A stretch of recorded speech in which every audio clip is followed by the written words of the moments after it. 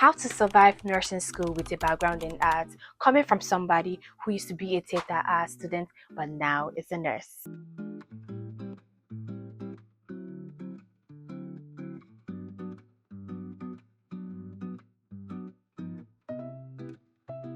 Hello and welcome to my channel. This is a part 2 of a video that I made on how I transitioned from theater arts to nursing. And if you're stumbling on this video for the first time, please go back and watch the first video so you're gonna get an insight on what this video is all about. Hi, my name is Ugoma. I used to be a theater art student in Nigeria and now I'm a nurse.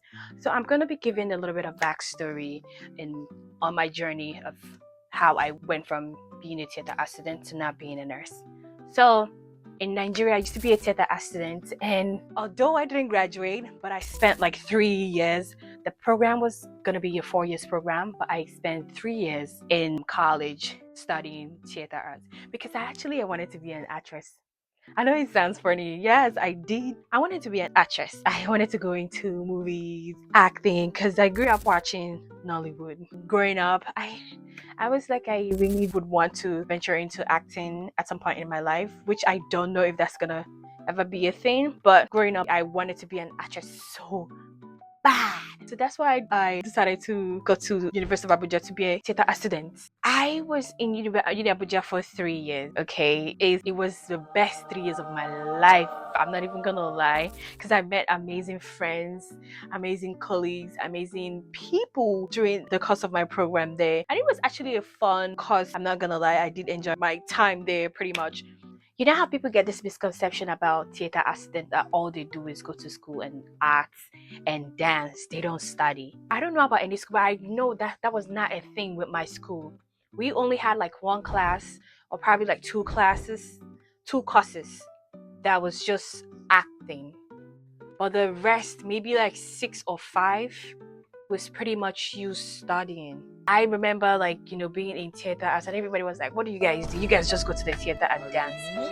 It was not like that for me. I can tell you from my school, it was not like that. So everyone was like, you just go to, yours is good. You just go to class and just act. It wasn't, because I spent time studying. I literally remembered like sometimes when I go to class to study, I had a lot of people or friends that like come to me and like, why are you studying? I mean, your course is pretty much dancing and acting. I'm like, excuse me? If you maybe graduated from theater arts college in Nigeria, anywhere, any university in Nigeria, and you study theater arts, please comment down below and tell me I'm lying. Because from someone that was there, I did it for 3 years. Or the fact that I didn't graduate because my visa came out and I had to dip. But I spent 3 years being a theater assistant, so I can tell what's going on there. At least I can tell what's I can tell.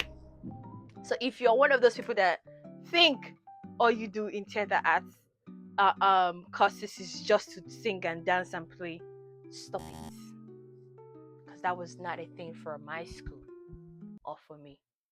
I was studying. I thought nursing school would break me coming from an arts background, but here are some tricks that did help me survive nursing school. If you're trying to make a career change, because let me tell you, being young, you are bound to make mistakes. I'm not saying that me going to college to study theater arts was a dumb decision, was just me being young and naive. Maybe it was, and that was how I was able to find my part in being a nurse. Like I said earlier, we had like 1 or 2 classes that we had to do that was just pretty much acting, dancing, orchestra, music, lighting, all those stuff.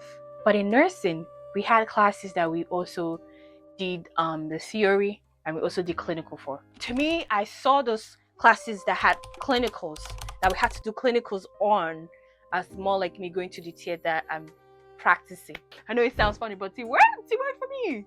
It didn't work for me because you go for clinicals and you practice hands-on training. That's pretty much what clinicals is.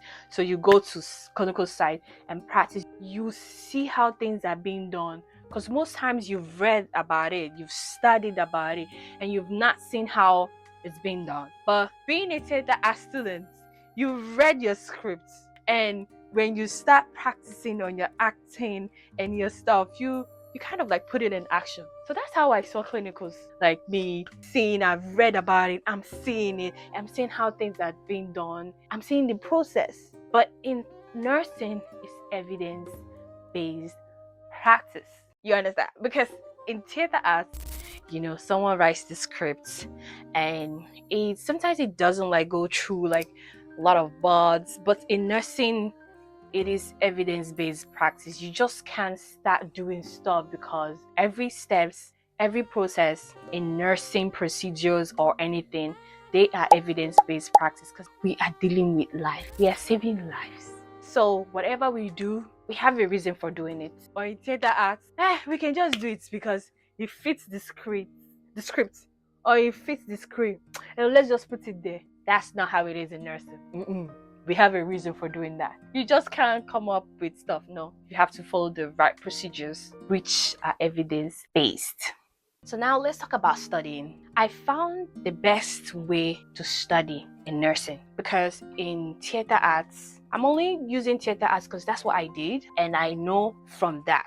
But you probably have other arts courses that you do a little bit different, but I'm just having my stories based on theater arts. So coming from theater arts, like we do like have a little like script that we go about studying and having to like act on. Our textbook are very, very small, like very small stuff. So we do a lot of cramming, a lot of memorization. Don't get me wrong, we also do the same thing in nursing. So most times you also have to memorize. So memorizing in theater arts did help me also, because you see a script this big, like not that big for the plays and arts that I did in school. It wasn't that big, but you go through your lines and you master your lines. But no, in nursing it's not like that. No, you have to go through everything. You have to find out which study method works for you.